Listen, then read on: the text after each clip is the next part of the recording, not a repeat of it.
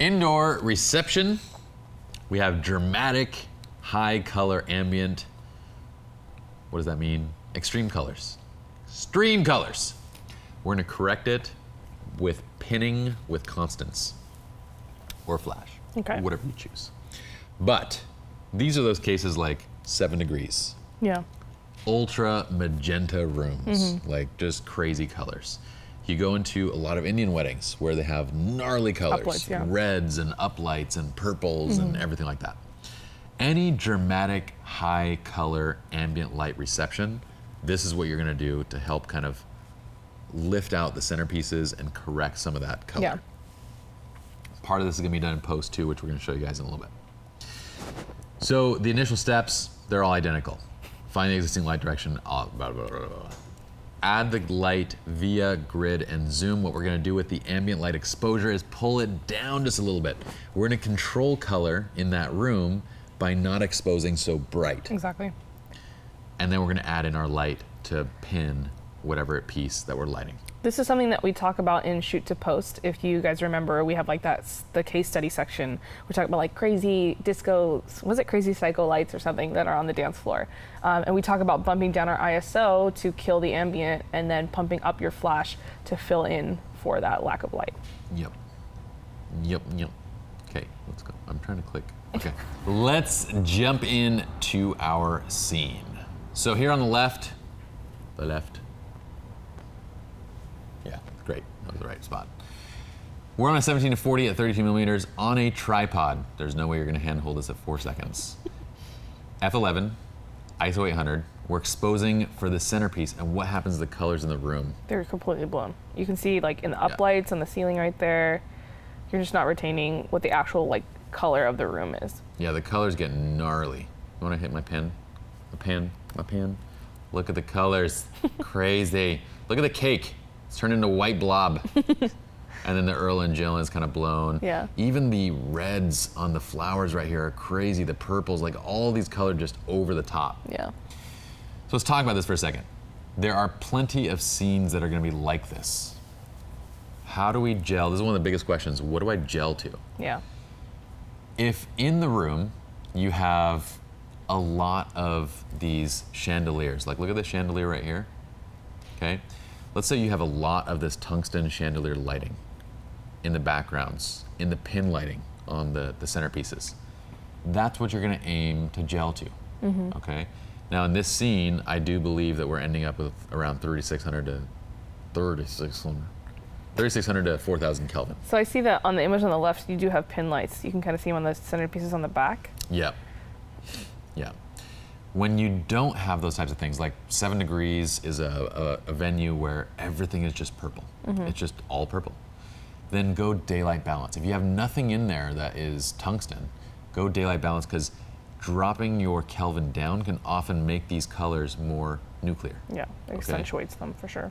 Yeah, so just keep it less exaggerated in those cases. So just remember, same rules kind of apply. If tungsten is still the dominant light, you're gonna gel to it. If it's not, you might decide to leave it as something that's a little bit more like bring down to bring it up to like 5,500 Kelvin. Okay, so what we've done here on the right side now is we simply reduce the exposure by about 3 stops. So we were at ISO 800, we dropped down to 100. Everything else is the same. Now our colors are deepened, they get much more rich, they are preserved. You can actually see the cake now. Like, look, we have a cake. It's not a white blob. You can easily see the lettering. We can see the, it just looks a lot better. The only issue is that the centerpiece itself, all of the centerpieces become fairly dark. Okay? So this is where we need to pin light. So I want to make a note here of your settings that you've chosen. Obviously, you're not going to shoot every room at f11. So that's why Pi bumped his shutter speed to 4 seconds. But that being the case, the idea is to make a room like this represent what it looks like to the natural eye. So when you walk in and you see those colors on the wall and you see the decal on the wall of their name, you want to make sure that that's visible. And you can see clearly that in the left image, everything's so pumped up and blown out that even if you're exposing to see the centerpiece, you're still not going to see the background. So we fixed that by underexposing. Well, pulling it in. Yeah. Okay. Going to this side, we then pump in light. Yeah. So we have exposed for the proper level. This shot is actually a GL1. So that zoomable pin light, we're using that. This is when I used to carry that around with me. Now, the cool thing is the reason that the camera's up on a tripod is we can actually light this centerpiece and then light this centerpiece and then light this centerpiece and light this centerpiece, and you can just pin light each one of them and then stitch it together. Yeah.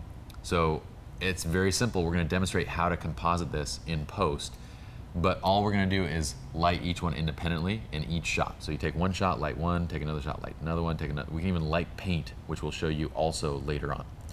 So that's a tungsten light.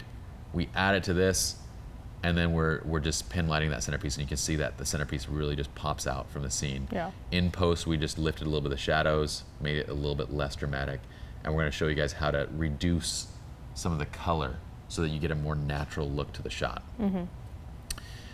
Then we take that same technique, and this is lit, I believe, from the left side, right? It looks like it's from the left. Yeah. And it looks like all these are from the left side. Yeah. So that's again like essentially you're creating your own pin lights here. So always match the same direction. Don't switch it. And we haven't really mentioned this, but from a wedding coordinator side, when they see you do this, they're gonna freak out. Like, you are making everybody look better when you do something like this. This is like magic stuff here, right here, people. Yeah, because they're like, oh my gosh, we didn't hire somebody to come and do the pin lighting, or we didn't do that. Like, a lot of times the pin lights aren't that great from a certain direction and stuff, and you're making everyone look better by doing this. Okay. So we mentioned GL1 here. Could use a CTO gelled gridded flash at what power setting? Not like 1/32, if you're depending on what what power you want. Here we are at F11 and ISO 100, Oh, so you're you gonna probably need to would bump need it up. you probably would need like 1/4 power, Yeah. 1/8 power in this one, because I think we are using the GL1 at pretty high power, like probably full power, and it's also a constant, so it's riding over the shot the whole time. So you're gonna need a little more light from your flash, but yes, a flash would do the exact same thing.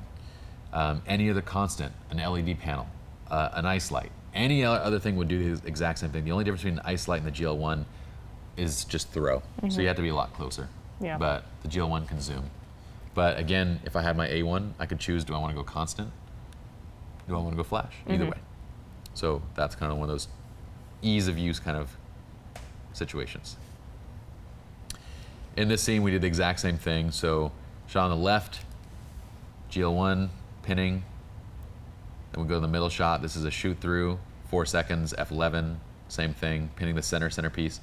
And what we're doing here is we're leaving the one in the foreground dark because I want the eye to naturally lead Draw in. it to the left, yeah. So I want the eye to kind of lead into where we want people to focus on, so we light the center table. We do the same thing to add another direction of light. So here's the pin light for the cake. We shoot from another direction where we can add shape to it, make it more interesting. Yeah. This is a venue that's very much like 7 Degrees. This is what it would look like. So if you took 7 Degrees and you just shot it natural, this is what it looks like. Yeah, you can see the cast and the shadows and the highlights on the chairs. Like, it's super, super purple. Yeah, they're nutso. Yeah. So this is at 1/60th f1.4 and ISO 800. This is at 1/200th f1.4 and ISO 800.